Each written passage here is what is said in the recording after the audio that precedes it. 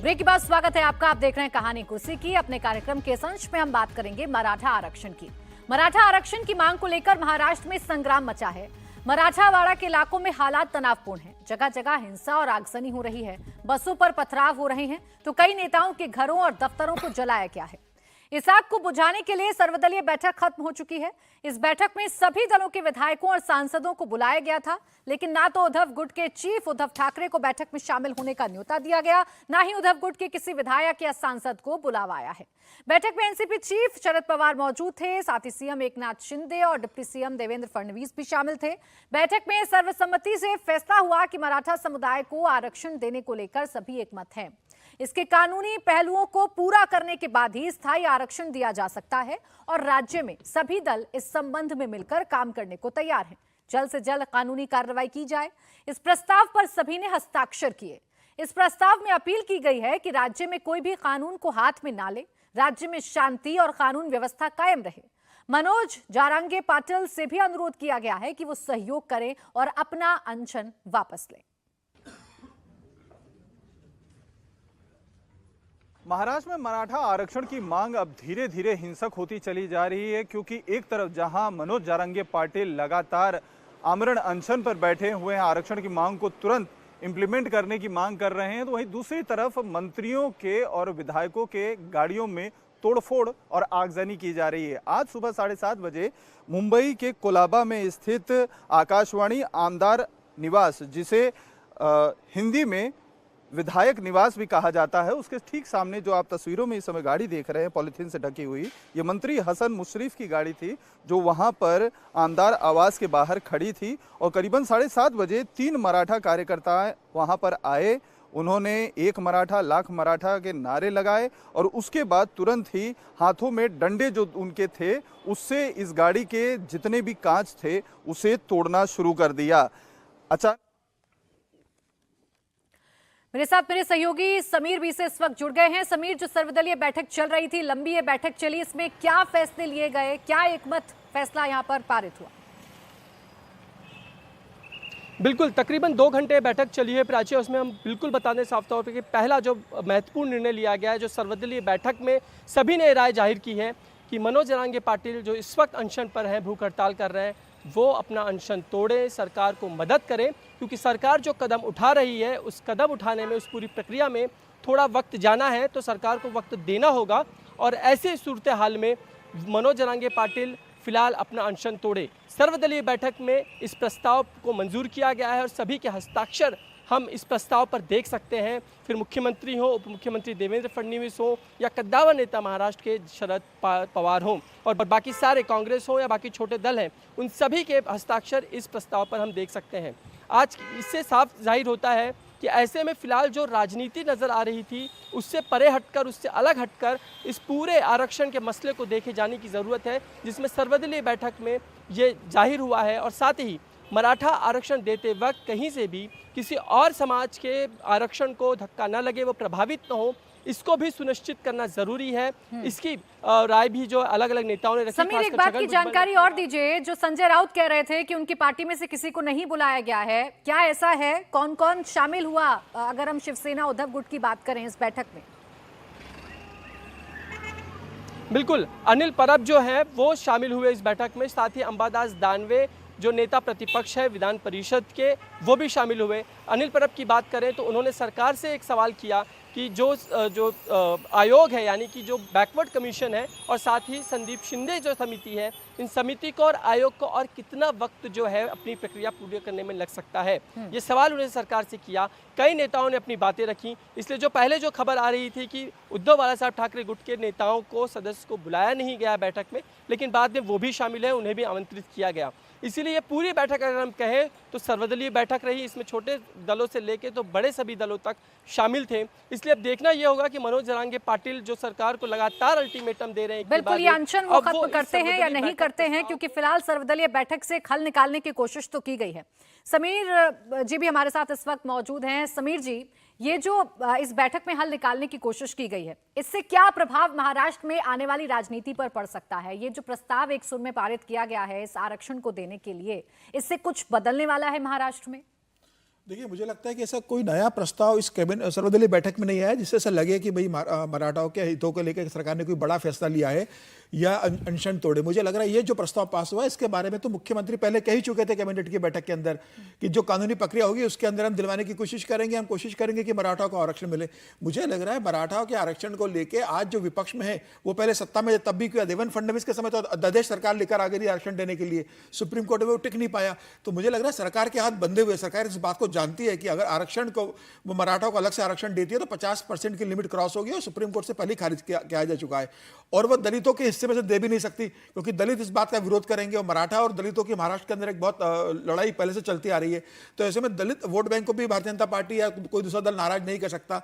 तो ये एक बड़ी समस्या है कि अगर महाराष्ट्र के अंदर आप आरक्षण देखोगे तो अनुसूचित जाति को 15% आरक्षण है, अनुसूचित जनजाति को उन्होंने 7.5% दिया हुआ है, पिछड़ा वर्ग को 27% दिया हुआ है और अन्य को 2.5% दिया हुआ है। तो ये वैसे ही 50% हो जाता है। तो मुझे लग रहा है कि सरकार के सामने अब बहुत बड़ी समस्या है कि वो कैसे मराठा को एडजस्ट करेंगे। सुप्रीम कोर्ट के खिलाफ जा नहीं सकते, खुद बिना किसी का आरक्षण कम किए उनको दे नहीं सकते। तो सरकार अब मुझे लग रहा है इस मामले को लेकर केंद्र के पास जाएगी कि इसका कोई रास्ता निकाला जाए। फिलहाल मुझे ऐसा लगता है कि सरकार के पास कोई कानूनी रास्ता नहीं है जिससे सरकार बिना किसी का हित को प्रभावित करे मराठा को आरक्षण दे सके। समीर जी, अगर इसी सरकार की बात करूं तो 3 चेहरे, देवेंद्र फडणवीस, एकनाथ शिंदे और अजित पवार, इन तीनों चेहरों के लिहाज से ये जो मराठा आरक्षण है ये आने वाले वक्त में क्या दिशा तय कर सकता है? क्योंकि मराठा जो समुदाय है वो एनसीपी के साथ रहा है, वो पवार के साथ रहा है। ऐसे में अजित पवार जब इधर आए तो क्या उम्मीदें बीजेपी इनसे लगाएगी या सरकार लगाएगी? देखिए, एकनाथ शिंदे को लाके मुख्यमंत्री बनाना, अजित पवार को साथ में लाना भारतीय जनता पार्टी का ये स्टैंड ही था कि मराठा वोट बैंक जो राष्ट्रवादी कांग्रेस और कांग्रेस के साथ जुड़ा हुआ है वो पूरे भारतीय जनता पार्टी के आ सके।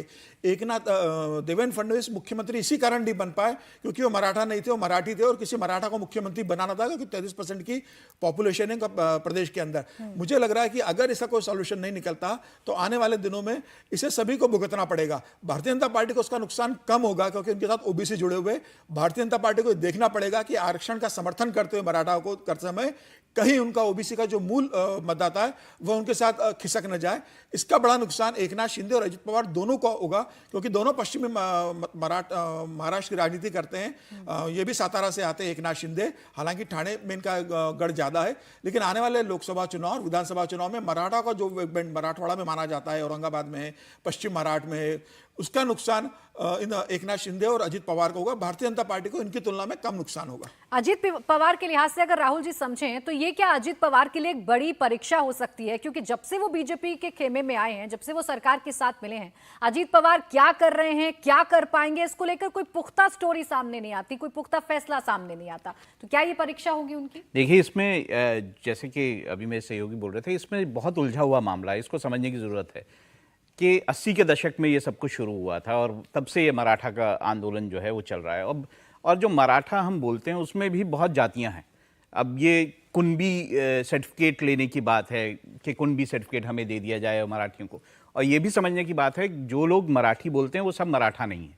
अब दिक्कत ये है कि अलग अलग, जैसे अगर हम 2014 की बात करें, 2014 में कांग्रेस की सरकार थी, पृथ्वीराज चौहान जो मुख्यमंत्री थे, उन्होंने एक अध्यादेश लाने की कोशिश की 2014 से पहले, और वो अध्यादेश जो है उससे पहले उनकी सरकार चली गई। उसके बाद फडणवीस जो हैं उन्होंने आरक्षण जो है 16% दिया, जैसे कि मेरे सहयोगी ने बताया, वो बाद में सुप्रीम कोर्ट से खारिज हो गया।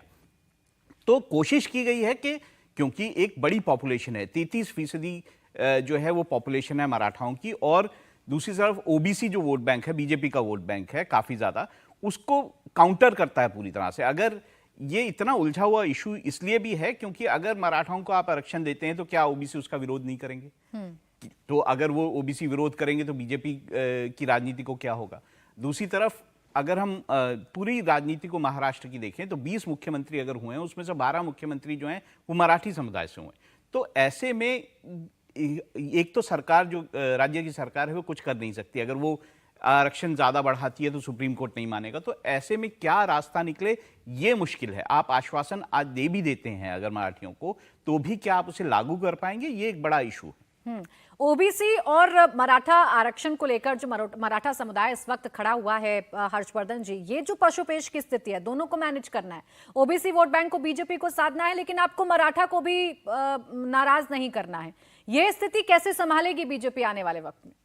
नहीं, मुझे लगता है कि बड़ी दुर्भाग्यपूर्ण स्थिति है। और मराठा जिस वजह से जाना जाता है, अगर वो कह रहे हैं कि एक मराठा लाख के बराबर है, तो वो उसकी वीरता, वो उसके पराक्रम, वो उसके शौर्य की वजह से था।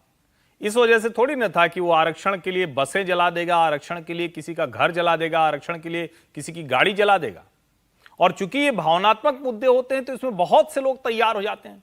देश में वैसे भी जिसको हम बार बार कहते हैं कि कितना भी रोजगार हो लेकिन सबको रोजगार देना मुश्किल है, और जगह जगह कोई ऐसा पक्का वाला फॉर्मूला नहीं आ रहा है कि हम एम्प्लॉयमेंट कैसे देंगे।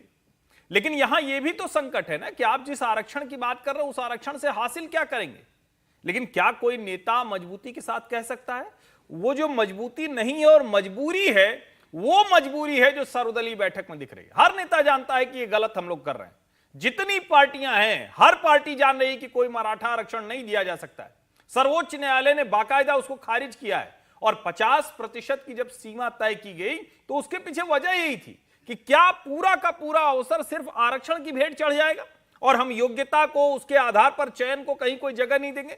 मुझे लगता है कि महाराष्ट्र की राजनीति एक ऐसे मोड़ पर खड़ी है जो देश में आरक्षण की, जाति आधार पर आरक्षण की उस बात को भी आगे बढ़ाती है। और देखिए, हमको याद होगा गुजरात में इस तरह का आरक्षण जब शुरू हुआ था तो उसका जवाब देने की स्थिति में भारतीय जनता पार्टी थी, क्योंकि वो एक मजबूत पार्टी थी, उसका एक इकोनॉमिक मॉडल था। लेकिन महाराष्ट्र में लंबे समय से टुकड़ों टुकड़ों में सरकार चल रही है, कोई एक ऐसा बड़ा नेता नहीं है। और चूंकि शरद पवार चाहते हैं कि इस मुद्दे को हवा दी जाए, और ज्यादा हवा दी जाए, उनका अपना वोट बैंक है, वो चाहते हैं कि शिंदे सरकार इस वजह से आफत में आए, भले वो सर्वदलीय बैठक में साथ बैठे। भारतीय जनता पार्टी के लिए बस इतना है कि मुख्यमंत्री देवेंद्र फडणवीस नहीं है, एकनाथ शिंदे हैं, उप मुख्यमंत्री अजीत पवार हैं। तो इसीलिए उनके ऊपर सीधा हमला नहीं हो सकता है, क्योंकि वो तो ये कहेंगे कि हम तो अध्यादेश लेकर आए थे, सर्वोच्च न्यायालय ने कर दिया। मुझे लगता है कि चुनाव तक ये मसला आज भले थोड़ा हल्का होता दिखे, तेज होता दिखे, लेकिन ये निश्चित तौर पर चलता रहेगा। लेकिन सरकार को और सभी दलों को सिर्फ हिंसा की निंदा से काम चलाना नहीं चाहिए, कार्रवाई भी होनी चाहिए जो इस तरह का काम कर रहे हैं। अगर इस मराठा आरक्षण की बात करें तो इस मामले में सरकार के जो विधायक हैं या फिर जो सांसद हैं समीर जी, वो भी इस्तीफा दे रहे हैं, वो सरकार के स्टैंड के साथ खड़े हुए नहीं हैं। सरकार में भी जो आवाजें हैं वो दो धड़ों में बटी हुई नजर आ रही हैं। जो इलाके हैं जहां पर ये हिंसा सबसे ज्यादा देखने को मिल रही है, भीड़ की बात करें, परभड़ी की बात करें, धाराशिव की बात करें, इन इलाकों में दबदबा कौन सी पार्टी का है? और अगर नुकसान होगा तो किस पार्टी को सबसे ज्यादा नुकसान उठाना पड़ सकता है इस आंदोलन का? देखिए, आप जिन क्षेत्रों का जिक्र कर रहे हो पूरा मराठवाड़ा में आता है। मराठवाड़ा की अगर आप बात करोगे तो विधानसभा वहाँ से 48 आती है और लोकसभा 8 लोकसभा वहाँ से आती है। फिलहाल वहाँ पर भारतीय जनता पार्टी के विधायक ज़्यादा हैं। अगर भारतीय जनता पार्टी, शिंदे गुट और अजित पवार को अगर मिला लिया है तो 48 में से 32 विधायक इनके साथ, सरकार के साथ है अभी। तो ऐसी स्थिति में बड़ा नुकसान इनका नजर आ रहा है आने वाले दिनों के अंदर। विदर्भ के अंदर भी देवेंद्र फडणवीस का एक बड़ा दबदबा है भारतीय जनता पार्टी का, वहां से 11 लोकसभा सांसद आते हैं। विदर्भ में ओबीसी का एक बड़ा वोट बैंक है, भारतीय जनता पार्टी के साथ जुड़ा हुआ है। तो भारतीय जनता पार्टी को यह भी देखना है कि ओबीसी उनके साथ जुड़ा रहे। आज देखिए, अगर आप महाराष्ट्र विधानसभा और विधान परिषद की अगर बात करोगे तो दोनों को मिलाकर 366 विधायक है। इन 366 में से 200 तो मराठा विधायक है। अगर आप सांसदों की बात करोगे तो 48 सांसद में से 23 सांसद मराठा सांसद है। मराठा सारे सांसद और विधायक की बात जानते हैं कि यह संभव नहीं है उनको आरक्षण देना, चूंकि लेकिन कम्युनिटी की बात है, उन्हें बताना पड़ेगा कि वो अपनी जाति के साथ है, अपनी कम्युनिटी के साथ है। उन्हें अगला चुनाव लड़ना है, जीतना है, मराठा के वोट चाहिए। और जो ये सांसद और विधायक है ये मराठा की राजनीति करते रहे, तो इन्हें अगर अपने कम्युनिटी का वोट चाहिए तो इन्हें बताना पड़ेगा। और इसीलिए इस्तीफा दे रहे हैं या इसीलिए ये हड़ताल कर रहे हैं या इसलिए सरकार पर प्रेशर बना रहे हैं कि इसका रास्ता निकालो, क्योंकि अब चुनाव बहुत ज्यादा दूर नहीं है। लोकसभा चुनाव 200 दिन के अंदर होने वाले हैं, हमें उसका सामना करना है। उसके तुरंत बाद विधानसभा चुनाव होने वाले महाराष्ट्र के। बिल्कुल, देखिए, मराठा समुदाय को इग्नोर नहीं किया जा सकता, उनका दबदबा है और उन्हीं के साथ सरकार बनती है। इसीलिए प्रेशर पॉलिटिक्स जो है वो सरकार पर देखने को मिल रही है।